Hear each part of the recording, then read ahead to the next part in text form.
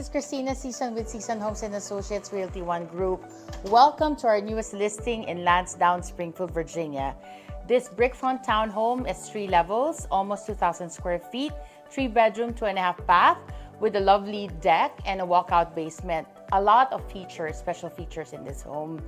Well, also for VA loan buyers, this loan is assumable for a 2.5% interest rate.